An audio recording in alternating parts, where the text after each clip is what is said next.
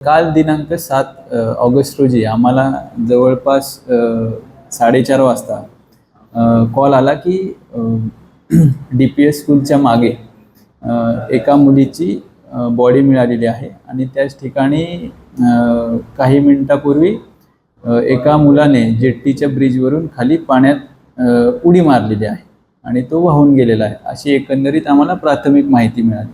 त्याच्यानंतर आम्ही स्पॉटवर गेलो तर आम्हाला असे समजलं की त्या मुलीचा गळा दाबून खून करण्यात आलेला होता. ती मुलगी आणि मुलगा हे गेले 2 वर्षापासून एकमेकांना ओळखत होते.